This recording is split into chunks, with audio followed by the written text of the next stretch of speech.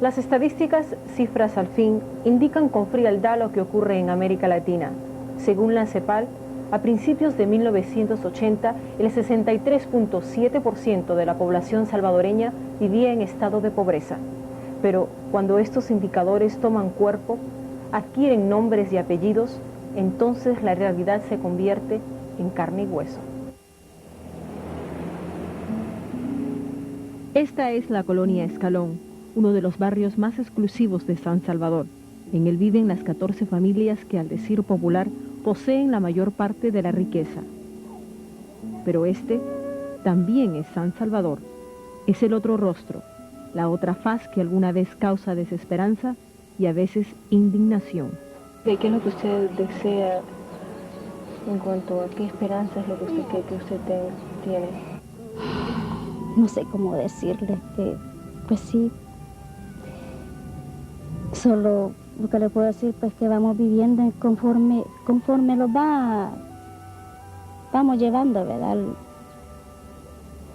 Pero bueno, si algún día pues esto se calma, tal vez uno pueda superar el trabajo, ¿verdad? Y seguir. Mantener el poder en una nación como esta, convulsionada por la violencia, es un acto de malabarismo político. Ahora, dentro del partido Arena, ¿existe realmente tres tendencias: civilista, militarista y escuadronista?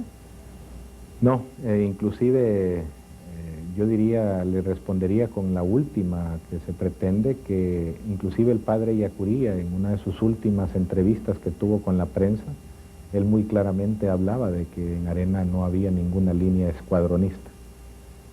En segundo lugar, en cualquier institución hay diferentes formas de opinión, y eso es parte de que dentro de un marco global puedan haber diferentes matices. Así los hay en los partidos de Estados Unidos, hay demócratas conservadores, hay demócratas moderados y hay demócratas liberales. Los observadores políticos señalan que Cristiani está tratando de distanciarse de la línea dura de su partido, de no dejarse eclipsar por otros miembros carismáticos y radicales de Arena. Hoy tenemos que tener paciencia, que se vean los frutos del accionar del gobierno del presidente Cristiani, las buenas intenciones que hay para sacar a nuestro país del desastre económico a que nos han llevado políticas equivocadas, y que en ningún momento vamos a echar pie atrás con ninguno de los principales procesos como es el democrático. Pero la oposición cuestiona el programa económico del gobierno, aduce que favorece a la minoría tradicional. Los despidos públicos son parte de una mentalidad de este gobierno que tiene un plan de despedir 45,000 empleados públicos. En un país en que tenemos alrededor del 54% de desempleo, estas medidas son medidas realmente criminales. La miseria. Los contrastes son el caldo de cultivo para la revolución y un sector de la iglesia entendió que hay más de una forma de violencia y que en el reino de Dios debe ser redimido aquí en la tierra. Hay una violencia institucionalizada que está provocando la cólera del pueblo. Allí se ve pues una violencia que es de la derecha, que es mantener sus privilegios, mantener la opresión. Las balas cegaron su vida, pero la profecía se cumplió. Ha resucitado en el pueblo salvadoreño. Y cada domingo, las plegarias de los rostros morenos se elevan al cielo buscando respuesta del Hijo de Dios, por el cual este país fue bautizado.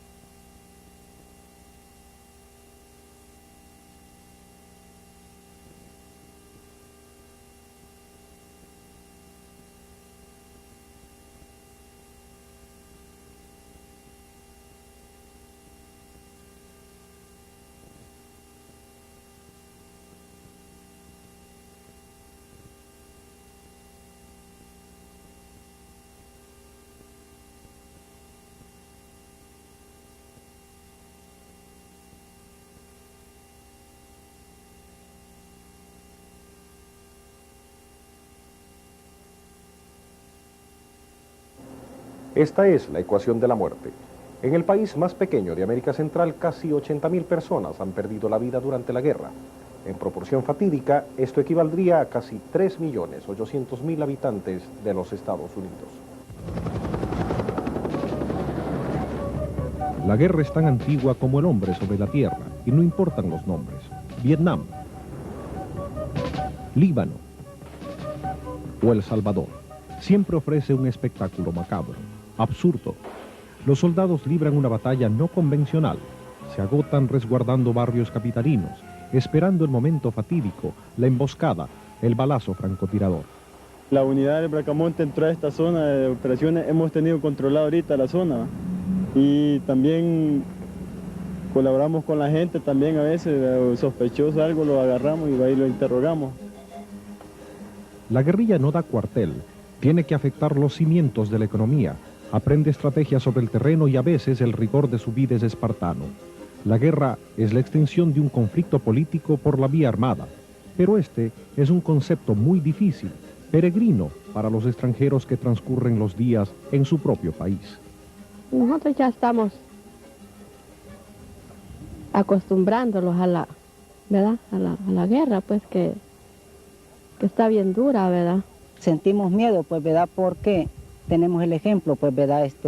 Del 22 de noviembre, que fue ametrallada, pues, ¿verdad? Y las lanchas y por 2 helicópteros, pues, ¿verdad? Y porque fue allí en esa casa, en el embarcadero, pues, ¿verdad? Incluso algunas viviendas ametralladas, pues, ¿verdad? Los teóricos del Pentágono en Washington se preocupan por el desarrollo de la guerra en El Salvador. En 10 años han sido gastados casi $6.000 millones para evitar que triunfen las fuerzas insurgentes y no tener una nueva Cuba en el traspatio. Pero esta ayuda económica militar ha creado una llaga en la opinión pública de este país y las protestas arrecian.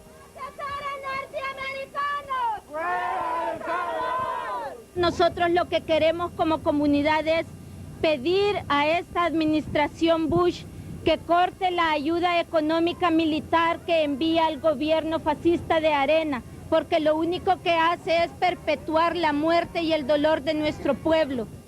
La inmensa mayoría del paquete de ayuda norteamericano es para asuntos económicos.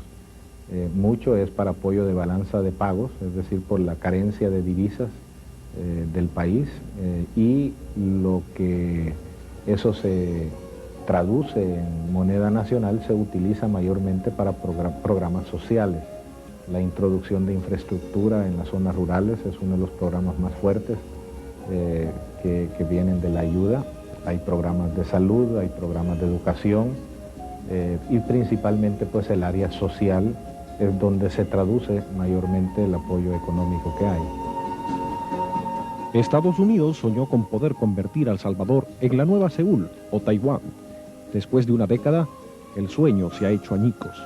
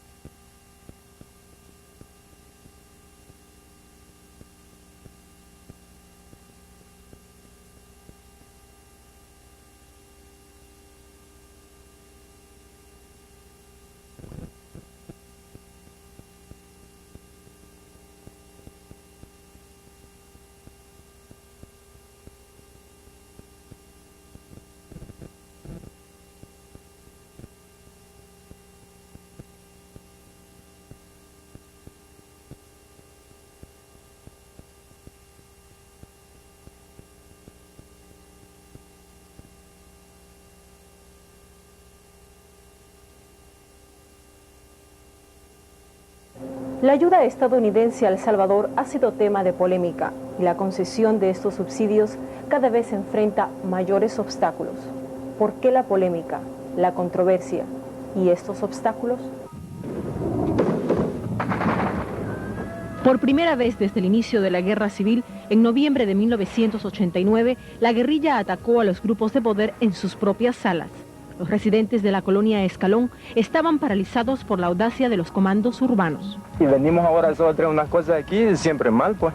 Por supuesto que permanecimos en el cuarto más cerrado, más chiquito y más seguro, y nos cayó una granada a la par, gracias a Dios no nos pasó nada, aparte de que nos dejó sordos. Los guerrilleros estaban perplejos por la opulencia y el derroche de las mansiones. Paralelamente, prosiguió el sabotaje sistemático a la economía. Este es el crimen más grande que han hecho estos hijos de la gran p***, con gente honrada. Ahí en mi finca, le han deshecho mi casa, me la tomaron, tengo 10 días. No es justo que un hijo de p*** como Hongo y sus comparsas hagan vivir con gente honrada. Yo soy unidad productiva de este país. En 10 años, las Fuerzas Armadas han incrementado su número de efectivos y según el Instituto Internacional de Estudios Estratégicos de Londres, para 1987 el total era de 47.000 soldados. En 1979 habían sido menos de 7.000. Y el ejército no se ha involucrado más en política en estos últimos 10 años. El problema es que el FMLN sigue desfasado en 10 años hace en nuestra república. Por eso es que no funcionó la ofensiva llamada de ellos del 11 de noviembre, porque están desfasados. En contrapartida, el Frente Farabundo Martí ha echado raíces. También se ha fortalecido en número de voluntarios y de poder de fuego. Entonces surge la pregunta, ¿la ayuda militar estadounidense acelera la espiral de violencia? La noche del 15 de noviembre, 6 sacerdotes jesuitas de la Universidad Centroamericana, la ama de llaves y su hija, son salvajemente asesinados en los predios del centro de estudios.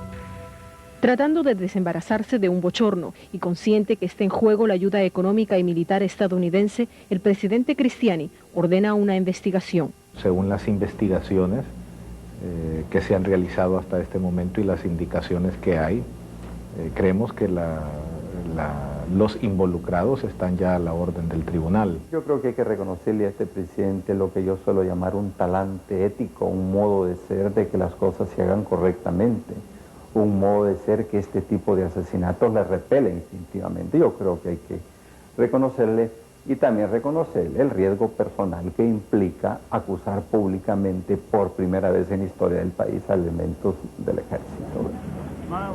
Efectivamente, hay detenidos, acusados y hasta nombre de presuntos autores materiales. Coronel Guillermo Benavides, jefe del operativo, y el soldado Óscar Amaya, del batallón Atlaclat, presunto verdugo. Sin embargo, persiste la duda de que si hubo autores intelectuales y si se cumplirá la promesa de que no habrá perdón ni olvido para los culpables.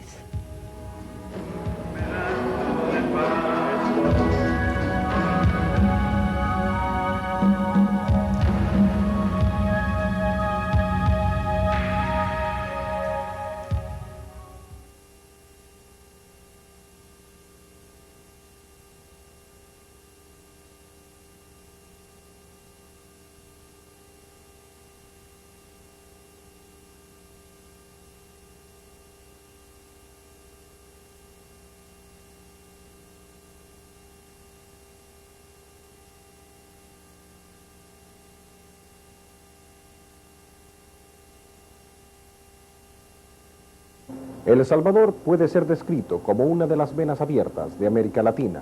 En ese país, la realidad volvió a superar la fábula y el futuro se construye y se deshace cada día. ¡Vivan las milicias populares! En El Salvador, una de las jornadas más tristes de la historia es la masacre de 1932. Más de 30.000 personas fueron inmoladas y el líder campesino Farabundo Martí murió para convertirse en leyenda. Teósofo, vegetariano, oráculo, el general Maximiliano Hernández Martínez habría de perennizarse en el poder, inaugurando una secuela de dictaduras. 40 años después, en la década de los 70, las demandas populares vuelven a ser acalladas a balazos y se da pie al surgimiento del Frente Farabundo Martí, grupo que propugna la conquista del poder por la vía armada. En logros tácticos, capacidad de maniobra y respaldo logrado entre la población, la guerrilla se convierte en uno de los movimientos insurgentes más importantes y poderosos de América Latina. La fuerza popular va a crecer muchísimo más. Ellos no tienen solución a los problemas que está padeciendo. Y en el marco de esa situación objetiva, y explosiva, incendiaria que vive el pueblo, nosotros no vamos a hacer agua, vamos a hacer gasolina. Algunos de los que engrosan sus filas no conocen otra cosa que dormir y despertarse al lado del fusil. Mira, mi hermano, yo cada día me siento con la moral en alto. Con la moral en alto estamos aquí todo el mundo, dispuestos a cualquier sacrificio con tal de liberar nuestro pueblo. Quien siembra vientos cosecha tempestades.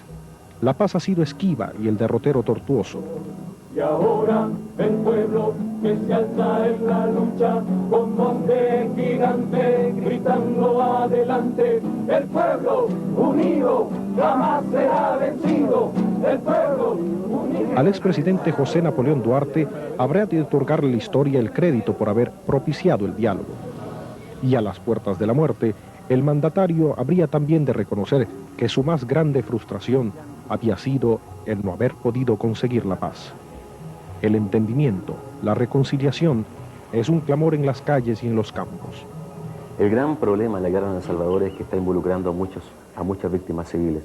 Eso lo hace una guerra que crea una dimensión mucho mayor, ¿cierto?, de lo que en muchas partes es una guerra, digamos, ¿cierto?, entre dos sectores netamente identificados. Venimos saliendo de una ofensiva del FMLN donde definitivamente el gran número de muertos lo constituye la población civil, y sobre todo la población civil más humilde. La población civil, en el tercer mundo, los resignados de siempre a ser los condenados de la tierra. Que se calme para poder vivir un poco tranquilo, que Dios nos dé esa paz, porque nos sentimos afligidos, ¿verdad? Tratar, pues, ¿verdad?, de una paz, pues, ¿verdad?, con justicia para, ¿verdad?, que tener una vida, pues, ¿verdad?, con más dignidad, como hermanos, como salvadoreños que somos. Que vivamos una vida más mejor, que salgamos de esta explotación. Porque no tenemos una libertad siquiera de caminar de noche, porque ahora es peligroso de que lo agarren y lo hagan desaparecer del mapa. La esperanza que primero Dios se lo debe conceder de que haya eso, como decimos, la paz en todo El Salvador y toda Centroamérica. La guerrilla ha superado la creencia de que no era posible crear un ejército en un país selvático, pequeño, entrecruzado de caminos. Para el combate estamos listos. Ahí le acabamos de requisar una... ¿Viste la taqueta? Sí. Pues le quitamos una ametralladora 50, 2 M60 y todo el demás pertrecho de guerra. El ejército, la fuerza aérea han sido hostigados en sus cuarteles y no han podido doblegar al enemigo no convencional. El FMLN, para poder recomponer sus cuadros o reemplazar algunas de las cuantiosas bajas que tuvo a partir del 11 de noviembre, ha efectuado secuestros en las diferentes zonas del país. Y del 7 de diciembre a la fecha han sido secuestradas 509 personas, principalmente menores de edad, principalmente en la zona oriental, donde el número es de 226. La única alternativa es la negociación concertada, la mediación de organismos internacionales o quizás la mismísima intervención del sucesor de San Pedro. Ambas partes han estado dando muestras últimamente de querer establecer un contacto, es decir, la guerrilla con el gobierno y el gobierno con la guerrilla.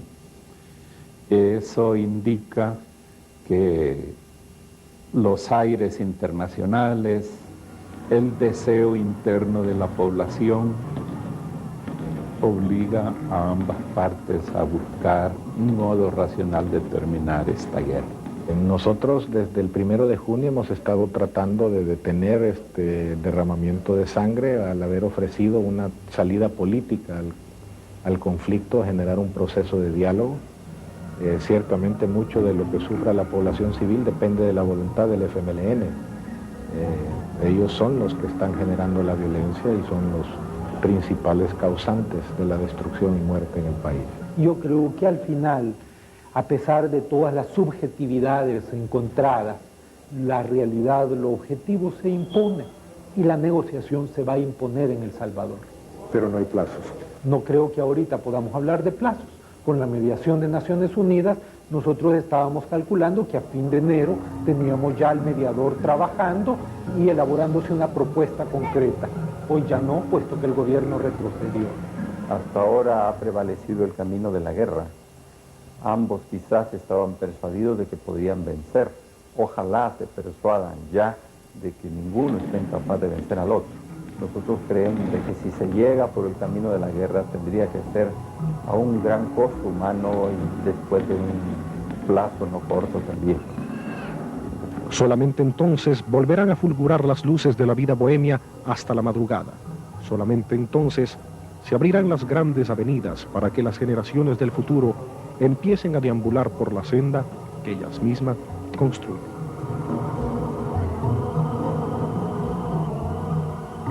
Antes de finalizar este programa, queremos agradecer a todas las personas que lo han hecho posible. El Departamento de Noticias de su canal 52 le agradece por su atención. Muy buenas noches.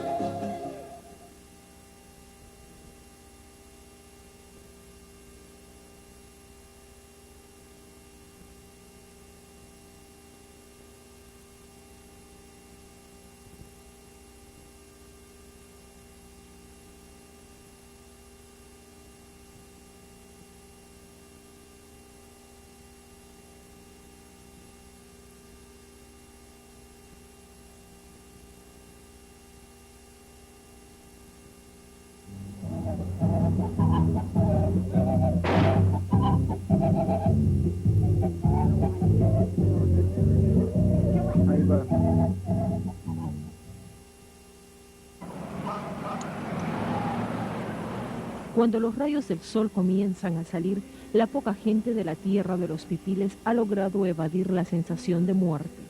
La angustia pasa y muchos vuelven a acordarse de la realidad ineludible del momento: vivir en guerra. Bastante terrible. Bueno, sufre uno y sufren los niños.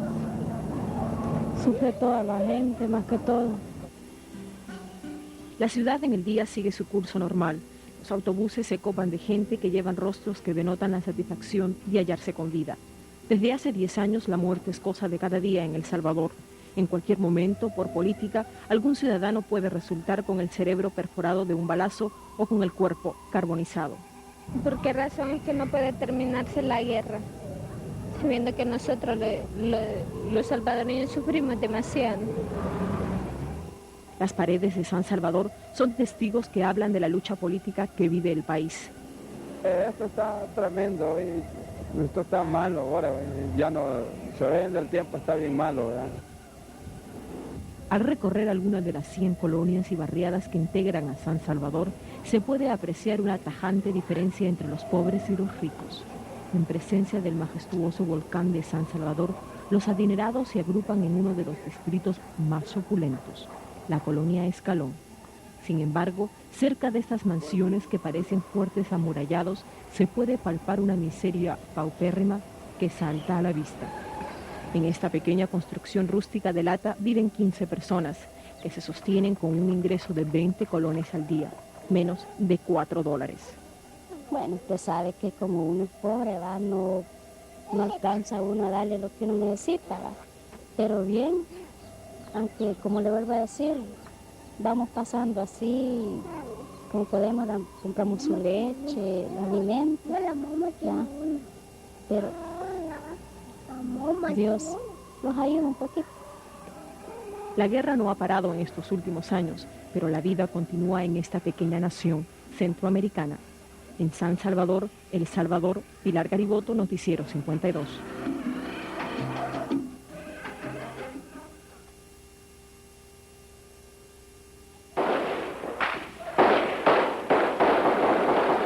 Los extremos de barbarie en la guerra del Salvador eran inimaginables hace tan solo una década. El día 26 de marzo de 1989, en elecciones democráticas, fue elegido un candidato de derecha como presidente, Alfredo Cristiani. Yo creo que el proceso salvadoreño va apuntando hacia que los gobiernos legítimamente electos sean los que toman las decisiones en El Salvador. El partido del presidente Cristiani Arena ha sido uno de los actores del drama de la guerra en El Salvador. Algunos de sus dirigentes han sido acusados de estar vinculados en los escuadrones de la muerte.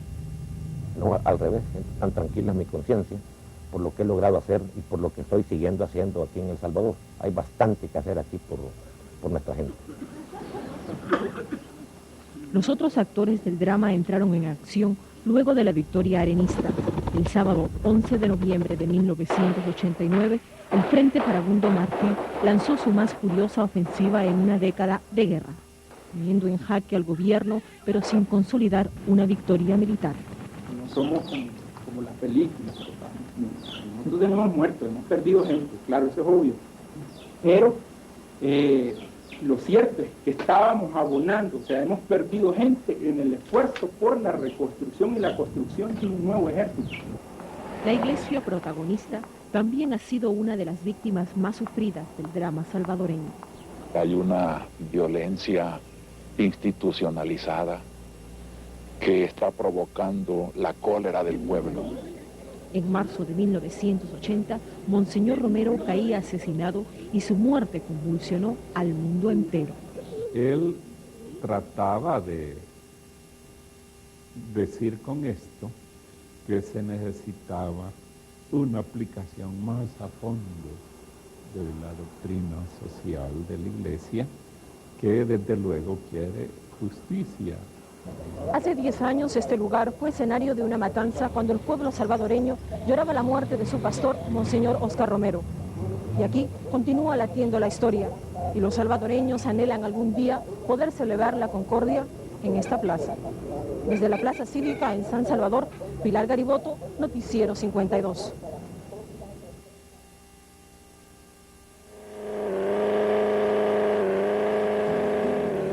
Nadie podría imaginar que a poco camino de esta exuberante belleza natural existiera tanta miseria. Este es el campamento de refugiados de Copapayo, donde se congregan 260 familias desplazadas por la guerra fratricida que ha causado 80.000 víctimas en los últimos años y que ha provocado una emigración superior al 1.000.000 de personas. Los desplazados de Copapayo llegaron aquí después de un éxodo motivado por las balas, los cañones y la muerte.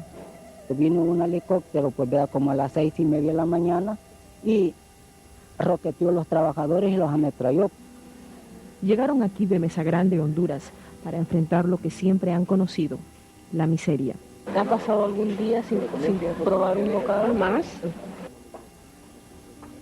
Más, hemos pasado hasta, más quizás hasta 15 días, ¿sí? Sin probar nada. Sobreviven arrancándole la tierra el fruto tradicional de siglos en Centroamérica, el maíz. Agravando el panorama desolador de una niñez desnuda, desnutrida y repleta de lombrices, escasean las medicinas. Aquí en estos meses casi no los han traído medicina. Los niños no están muriendo de enfermedad, porque como no tenemos medicina. Desde la ofensiva guerrillera de noviembre, el gobierno suspendió la ayuda que prestaba a los desposeídos de Copapayo. Bueno, tal vez la razón es, pues, ¿verdad? Es porque no sé cuál es la imagen que se hacen ellos, pues, ¿verdad? Cuando nosotros somos una población civil, tenemos el derecho, pues, ¿verdad?, a todos los donativos que nos donan las iglesias y diferentes instituciones de los Estados Unidos. A pesar del desasosiego que tienen muchos de los pobladores de Copapayo, sacan fuerzas de flaqueza para encarar el futuro con un sentido de esperanza, de respuesta al desafío. Mi sueño es que primero Dios vamos a ser liberados. ¿Liberados de qué? En estar libres, siquiera con la libertad, no estar oprimidos como estamos. Atrapados entre dos fuegos, protagonistas sin voz del drama de la guerra, los refugiados salvadoreños esperan con paciencia, con resignación, poder algún día respirar el aire de la libertad. En el campo de refugiados en San Salvador, Pilar Gariboto, Noticiero 52.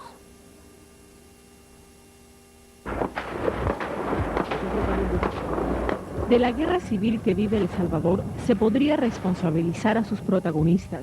Se le podría echar la culpa a la izquierda, a la derecha o incluso al mismo pueblo por no haber definido la situación en los 10 años de conflicto. A los únicos a los que no se le podría culpar es a quienes han sido invitados a este espectáculo absurdo en calidad de convidados de piedra, los niños, cuyo papel en el escenario de la guerra es claramente el de víctimas. Cuando oigo la balacera me tiro al suelo. Y si no, me voy corriendo para la casa. Me subo a un bus y me voy corriendo para la casa. Y ahí llego a la casa y me encierro. La confrontación ha creado una generación de huérfanos cuyo presente está lleno de preguntas, muchas veces sin respuesta. Solo pienso que aún está. Pero mi tía me va a llevar una vez a conocer. En el orfanato que lleva como nombre Oscar Romero, en memoria del prelado asesinado, son atendidos más de 250 menores. Ellos quieren con nosotros, viven en hogares, ya estudian, tienen talleres, aprenden un oficio y quieren hasta los 18 años. Los huérfanos que viven en estas 15 viviendas tienen suerte. No se encuentran deambulando por las calles de la capital. ¿Qué haces cuando sientes todo? Las balas y todo eso. ¿Qué haces? Nada. ¿Nada? Solo. ¿Corres mucho? Sí, corro mucho. ¿Te gusta estudiar? Sí. ¿Sí? Sí. ¿Mucho te gusta estudiar? Sí, mucho. ¿Cuántos años tienes? El Salvador es uno de los países que encabeza la lista de aquellos donde la mortalidad infantil, las enfermedades de la niñez y la incidencia de la gastroenteritis alcanzan niveles críticos. El poeta cumbre de Centroamérica, el nicaragüense Rubén Darío, habló de la temprana edad en sus obras. Dijo: juventud, divino tesoro. Es un verso que suena irónicamente triste para millares de niños salvadoreños. En San Salvador, El Salvador, Pilar Gariboto, Noticiero 52.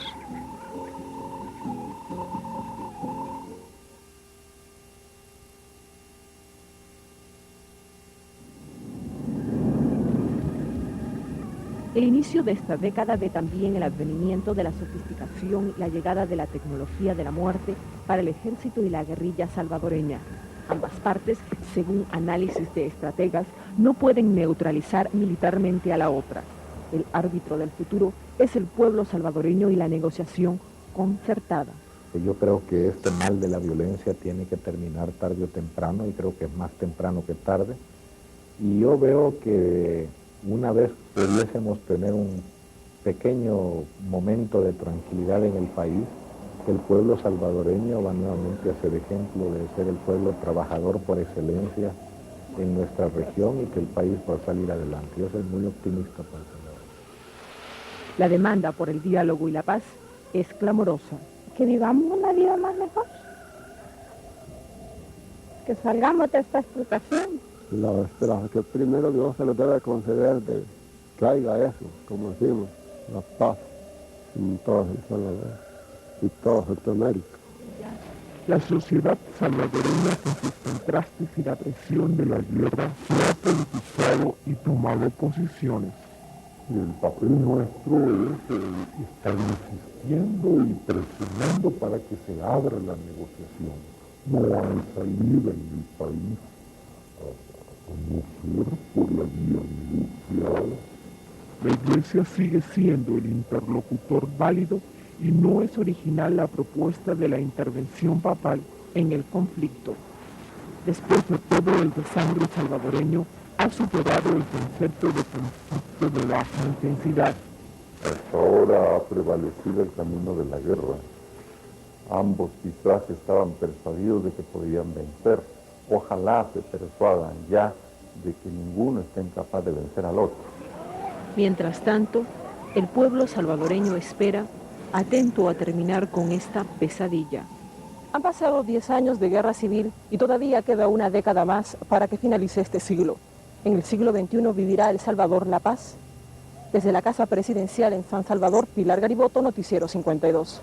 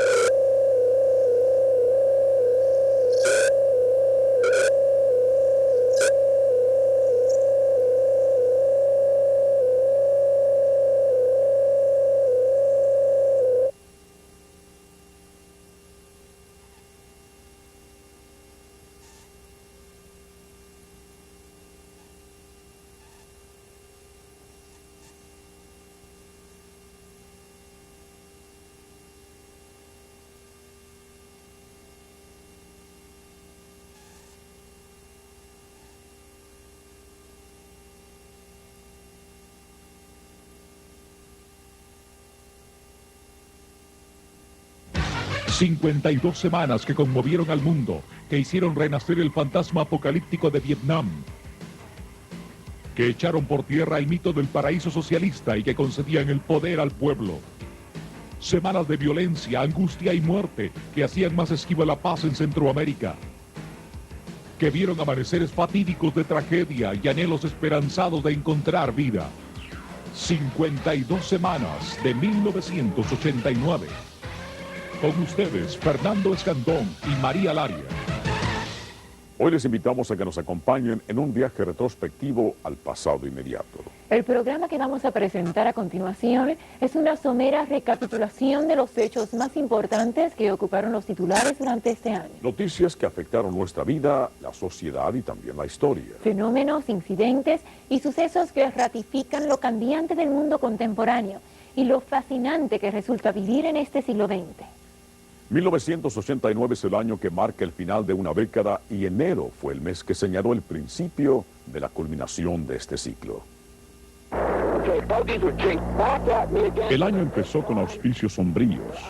El 4 de enero, 2 aviones de combate F-14 de la Fuerza Aérea Norteamericana derribaron 2.023 libios.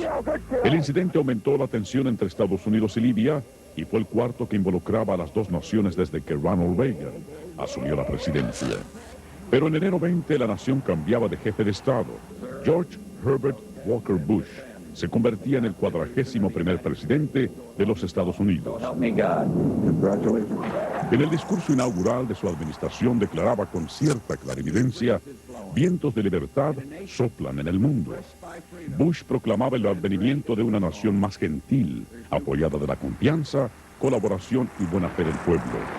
Pero estas esperanzas se enfrentan a veces con episodios sórdidos, como cuando un policía de Long Beach fue acusado de brutalidad y racismo por un activista que fue detenido en la autopista Pacific Coast. La hazaña, el resentimiento y el odio también afloraron en Patrick Purdy, un joven de 24 años que el 17 de enero abrió fuego en una escuela elemental de Stockton. 5 niños de la comunidad camboyana murieron antes de que Purdy se suicidara. Enero también vio el principio del fin de Joaquín Hernández Galicia Laquina, el temido y poderoso jefe del Sindicato de Trabajadores Petroleros Mexicanos. El presidente Carlos Salinas de Gortari recibía aplausos por la acción decidida en contra de la corrupción. Quienes estudian la historia afirman que la civilización es un monumento al espíritu humano y a la voluntad por conquistar la paz. Este esfuerzo fue patente en febrero. Alguna vez las relaciones entre México y Estados Unidos fueron descritas como las de dos vecinos distantes. En febrero, el Servicio Nacional de Migración propuso cavar una zanja de 4 millas de longitud y 5 pies de profundidad para contener el flujo de inmigrantes indocumentados en la zona fronteriza con San Diego. La iniciativa provocó furor en organizaciones hispanas y la airada reacción del gobierno mexicano. El éxodo continuo es engrosado por miles de centroamericanos que quieren escapar de la guerra. A mediados de febrero, 5 presidentes centroamericanos reunidos en Playa Tesoro de El Salvador acuerdan un plan para desmantelar a la Contra a cambio de elecciones libres en Nicaragua. La aguda situación económica de América Latina se hizo patente en Venezuela, donde a finales de mes estallaron motines y saqueos que obligaron a la fuerza pública a actuar enérgicamente, dejando un saldo de por lo menos 300 muertos y 5.000 arrestados. Esas escenas de violencia difundidas por la televisión contrastaron con el rostro apacible de la Madre Teresa de Calcuta. La monja yugoslava, ganadora del Premio Nobel de la Paz de 1979, visitaba Los Ángeles y formulaba mensajes de concordia. Pero aunque la conciliación aún está lejana en Afganistán, después de 9 años de ocupación, los últimos 50.000 efectivos soviéticos abandonaban ese país, cumpliendo los términos de un acuerdo firmado en abril de 1988 en Ginebra. En marzo terminaba el primer trimestre de 1989 y con él terminaban dinastías y advenían nuevas figuras al escenario noticioso. El mes de marzo fue testigo del advenimiento de nuevos jefes de Estado. En el Japón, el emperador Akihito ocupaba el trono del Crisantemo después de haber concluido las exequias de su padre, el emperador Hirohito. Showa, como lo conocían sus connacionales, fue el emperador que con sus 87 años había sido el monarca más anciano del mundo y había conducido a su país al resurgimiento de la posguerra. En este hemisferio, en Centroamérica, Alfredo Cristiani, un empresario cafetalero, tenía la presidencia al captar el 53% del voto. La guerrilla visoraba días negros, habida cuenta de que el partido Arena había sido vinculado a las acciones de los escuadrones de la muerte. En este país, la séptima aerolínea Eastern tuvo que virtualmente paralizar sus operaciones después de que su sindicato de mecánicos, estibadores y auxiliares de vuelo se declaró en favor de una huelga. El gremio y los patrones habían estado negociando durante 17 meses. Previamente, Eastern se había declarado en bancarrota. En marzo también, exactamente el 24, ocurrió el peor desastre ecológico en la historia de los Estados Unidos.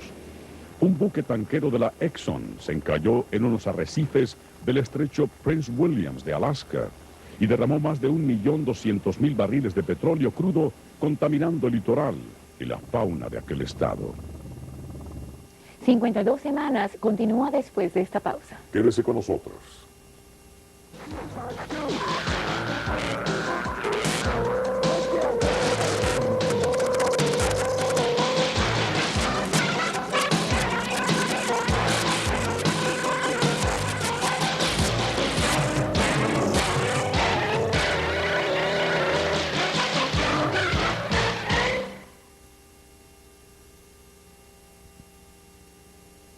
En 52 semanas, los vericuetos de la historia tienen un diseño caprichoso, pero este mes, como ustedes verán, estuvo marcado por el luto. En abril, el alcalde Tom Bradley lograba una victoria sin precedentes, triunfaba en las elecciones municipales y era ratificado por los votantes para ocupar el 5º periodo. Parecía que no había afectado la popularidad del alcalde el hecho de que el procurador del condado había iniciado una investigación en torno a presuntas violaciones al código ético por haber recibido honorarios de 2 instituciones bancarias que tenían negocios con la ciudad. El 19, la Marina de los Estados Unidos sufría una de las peores tragedias de su historia. 47 marines morían como consecuencia de una explosión en una de las torres blindadas del acorazado USS Iowa. Investigaciones posteriores concluirían que fue un sabotaje deliberado. El 14, el tranquilo condado de Sonoma fue conmovido por una masacre desatada por un trabajador vinícola. Ramón Salcido, en un arranque de furia, mató a 7 personas, entre ellas su esposa, su suegra, sus 2 cuñadas y 2 de sus hijas. Días antes, un macabro hallazgo había sido realizado por las autoridades mexicanas. 13 cadáveres, incluyendo el de un joven estadounidense, fueron exhumados en un rancho de Matamoros. Las víctimas habían sido inmoladas por los miembros de una banda devota al culto santero. Abril se fue y se llevó consigo a la comediante que hizo reír a generaciones, Lucille Ball, que falleció en esta ciudad a los 77 años, provocando luto en el mundo del espectáculo. Faltan 11 años para que concluya el siglo y una mayor concientización social exige más reivindicaciones. Hasta cierto punto, mayo fue un mes de reivindicaciones. Semana tras semana, los habitantes de Los Ángeles leen en los titulares de lunes el saldo de víctimas causados por la guerra entre pandillas. Según estadísticas de la policía, durante los primeros 3 meses de 1989, se registró un aumento del 39% en homicidios, en comparación con el mismo periodo del año anterior, y el número de asesinatos entre pandilleros se incrementó en un 50%. Por ello, en un esfuerzo por contrarrestar la tendencia delictiva y el aumento de la violencia, el gobernador de California firmaba el día 24 la ley que prohibía la venta, uso y el portar rifles de asalto. Por otra parte, el 5 de mayo se hacía justicia a los agentes hispanos del FBI.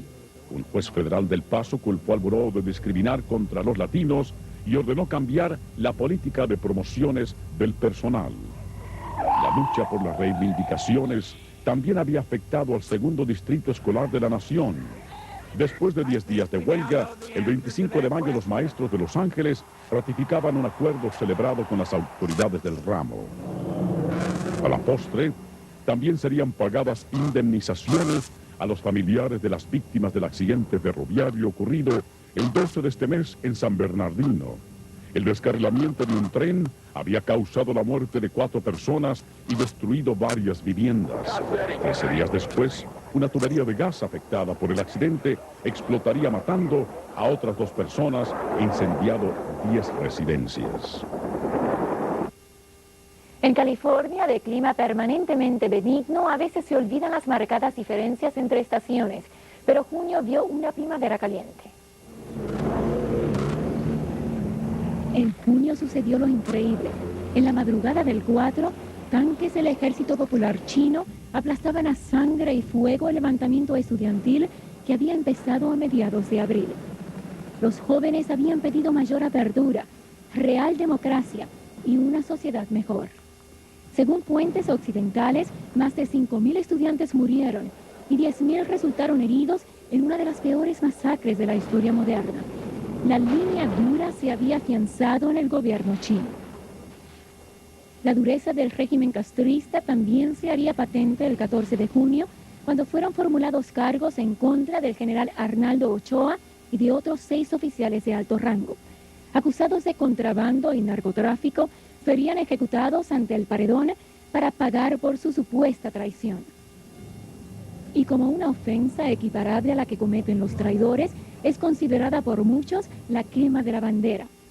El 27 de junio, el presidente George Bush pide una enmienda constitucional para consagrar a la divisa y revocar la decisión de la Corte Suprema de Justicia. Injusticia, defensa de los débiles y lucha tenaz contra el mal son los motivos del paladín de la justicia, Batman.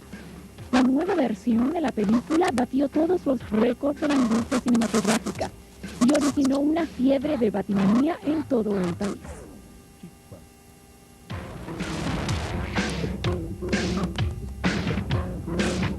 «52 semanas» continúa después de esta pausa. Continúe con nosotros.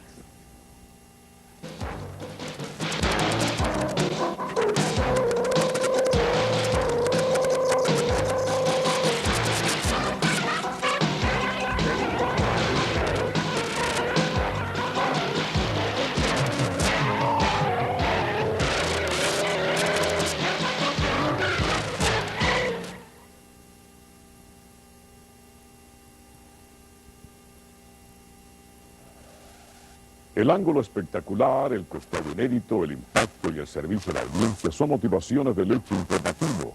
En julio hubo mucho de polémica. El máximo Tribunal de Justicia de la Nación esperó hasta el último día de su periodo de deliberaciones para pronunciarse en torno al aborto. La Corte Suprema ratificó una ley restrictiva de Missouri y sentó las bases para una virtual revocatoria de la constitucionalidad del aborto, y esta decisión originó protestas masivas en todo el país, así como movilizaciones de activistas que se oponen a la controvertida práctica. Otro asunto que había ocasionado polémica era el desempeño de los aviones DC-10 desde que empezaron a surcar los cielos en 1970. El 11 de julio, un DC-10 de la compañía United que se dirigía a Chicago no alcanzó la pista y terminó convertido en una bola de fuego en Sioux City, estado de Iowa. La tragedia costó la vida de 111 personas, pero milagrosamente otras 185 pudieron sobrevivir la experiencia para contarla. En julio también, el mapa político mexicano registró un cambio. El día 2 terminaba la hegemonía indiscutible del PRI en los anales del sufragio. Ernesto Rufo Apel, de 36 años, exalcalde de Ensenada, triunfaba en las elecciones y lograba la gubernatura del estado de Baja California Norte. El presidente Carlos Salinas de Gortari hablaba del principio del pluralismo y días después, el 23, daba la buena nueva al país de que había sido alcanzado un acuerdo con los acreedores para reducir 54,000 millones de la deuda externa mexicana. El mes de agosto fue creado por los romanos para celebrar la gloria del emperador César Augusto, una de las personalidades de la historia cuya vida estuvo marcada por las tribulaciones. Precisamente este fue el distintivo del mes. En agosto, el titular del municipio de Los Ángeles, Tom Bradley, denotaba que sus tribulaciones le hacían estrago.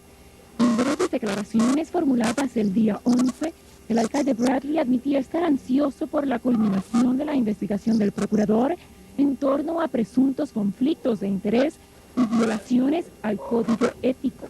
Y el día 30, una bomba caía sobre el municipio, al revelarse que el alcalde Bradley había incumplido estipulaciones al no detallar ingresos recibidos en años pasados. Se hablaba de que Bradley podía ser multado hasta con $200,000. Paralelamente, la Junta de Supervisores era ordenada por un juez federal a revelar el contenido de conversaciones celebradas a puerta cerrada en 1981. Supuestamente, en esas reuniones se discriminó contra el electorado latino al configurar el mapa de distritos del condado de Los Ángeles.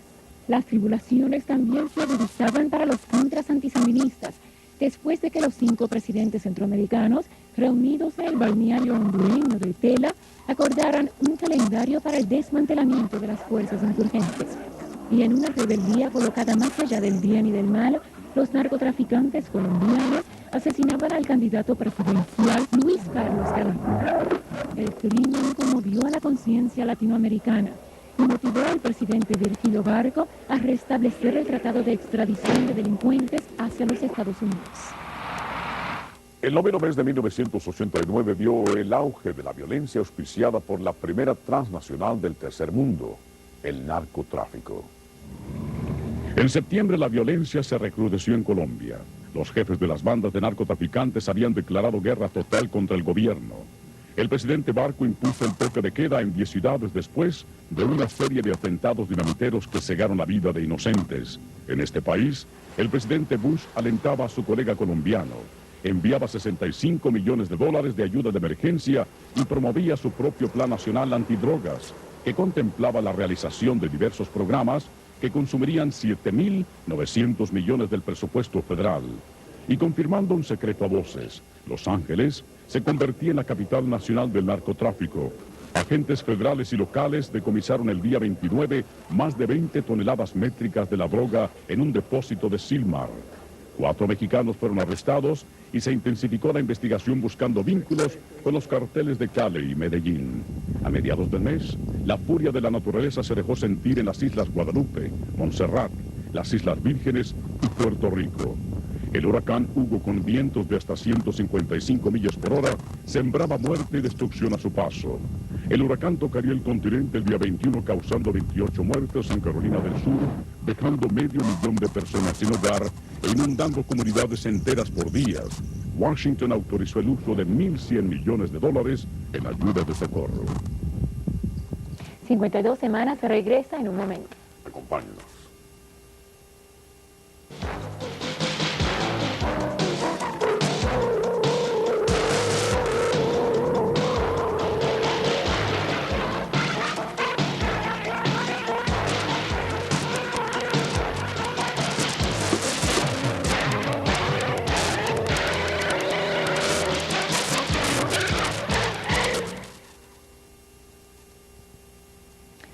Octubre de 1989 pasará a la historia como un mes imborrable en la memoria de millones de personas.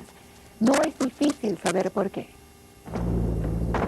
El 3 de octubre, efectivos de las fuerzas de defensa panameñas se sublevan contra su jefe máximo, el general Manuel Antonio Noriega, e intentan derrocarlo. El líder del intento golpista, mayor Moisés Giroldi, pierde la partida y al final del día es ajusticiado en compañía de otros efectivos del batallón Urraca. Inicialmente, Estados Unidos negó haber estado involucrado en la conspiración, pero evidencias posteriores señalarían lo contrario. A fines de mes, en la capital mexicana, a los 85 años de edad, terminaba la existencia del tenor de las Américas, Pedro Vargas.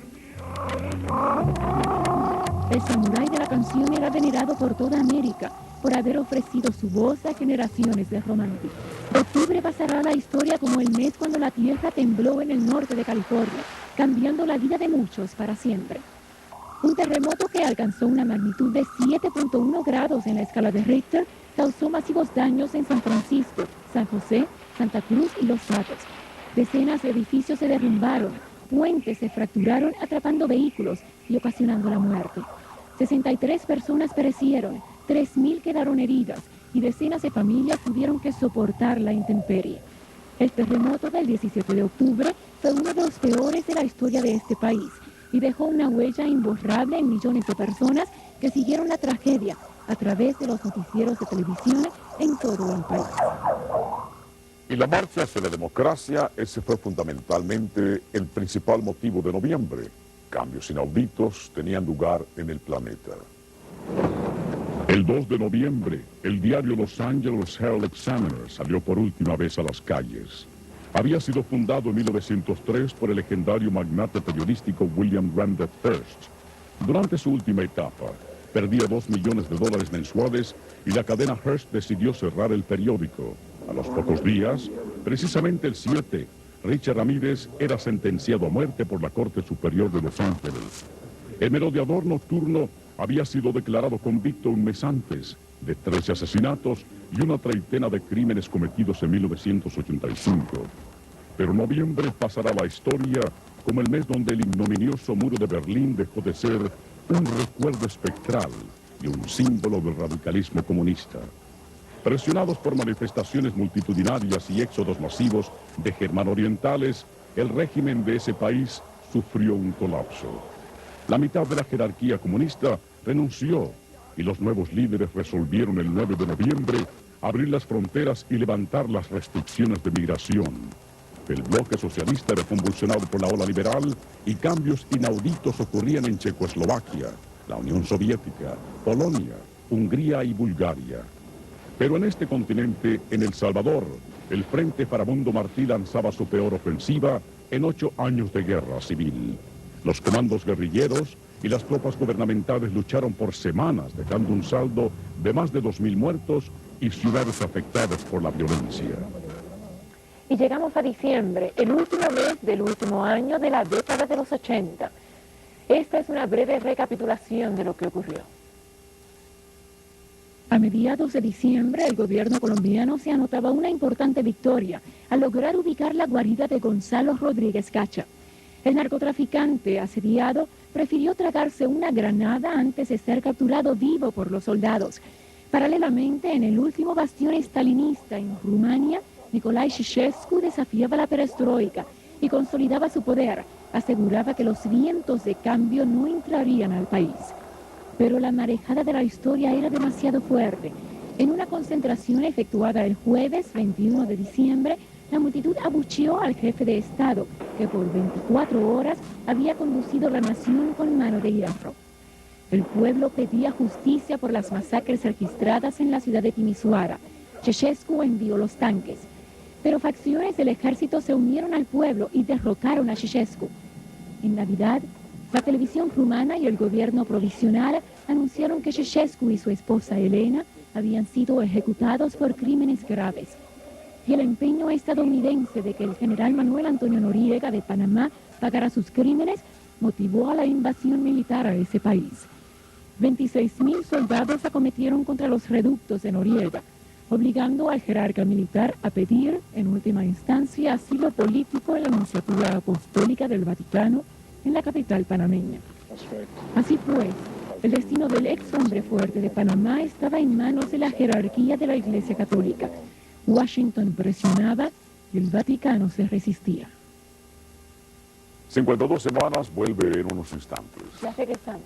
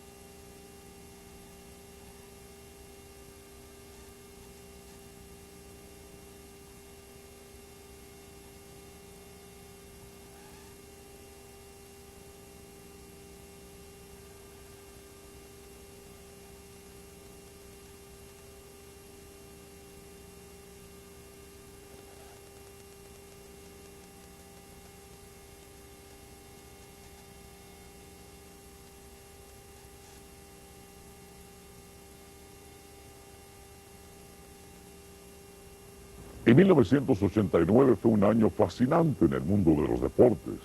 A continuación les presentamos las imágenes más brillantes de la actividad del músculo.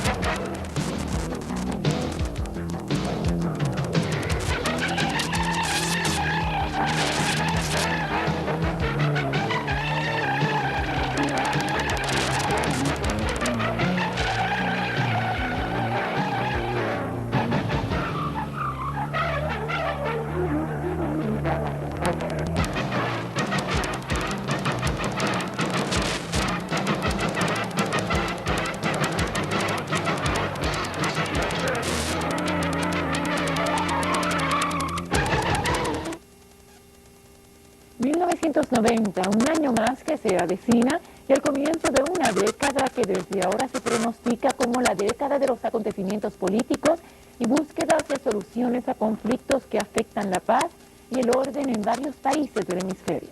La política norteamericana ha influido mucho en los cambios ocurridos en el bloque comunista de Europa y los acercamientos democráticos en los países que están registrando esos cambios. Estas 52 últimas semanas han traído consigo momentos memorables, así como hechos que se antojan piedra medular de un futuro más positivo en beneficio de las generaciones por venir. Noticiero 52 y todos los que en elaboramos, agradecemos infinitamente su atención a este programa especial. Gracias y muy buenas noches. Y que la década de los 90 sea muy próspera.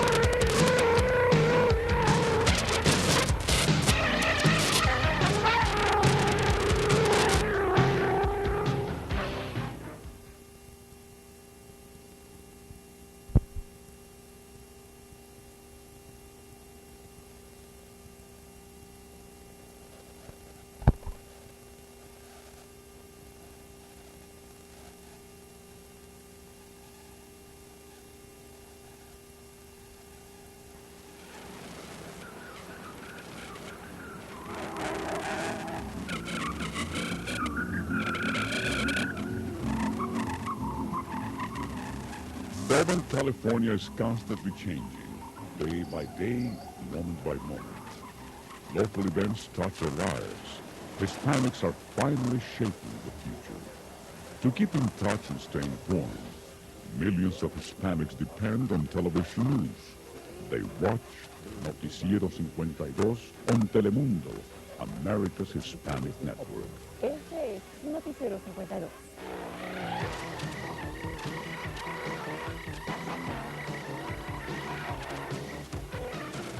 Noticiero 52 covers all the news all the time in Spanish.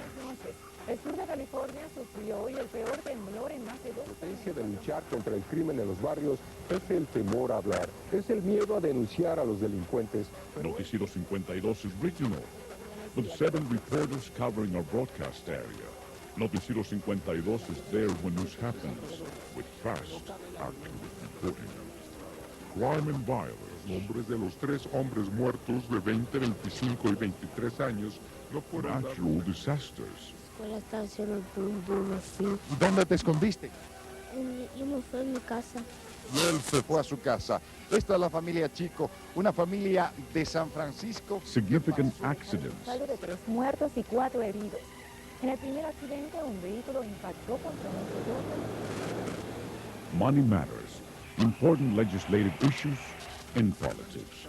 His self-imposed title of Hispanic caudillo.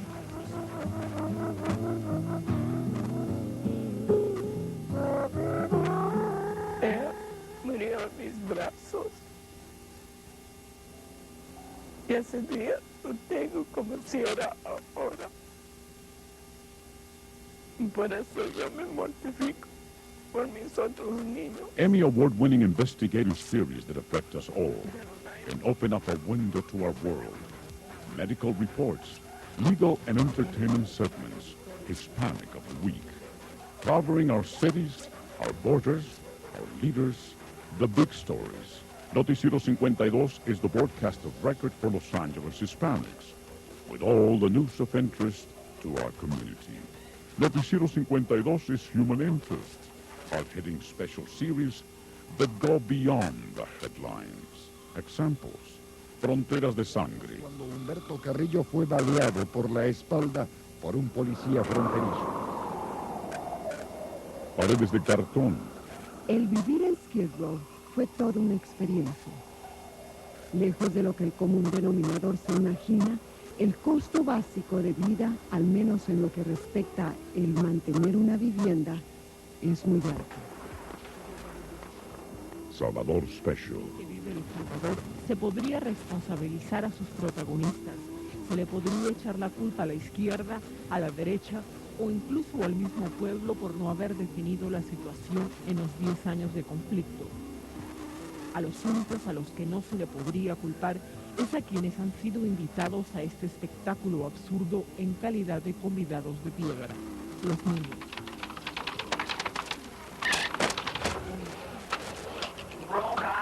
Noticiero 52 is Experience. Our award-winning news team is headed by veteran NBC and former Univision executive producer Roberto Soto. Our senior producer is also a veteran of Spanish TV News. Jesus Javier is an award-winning Mexican journalist with a long, distinguished career.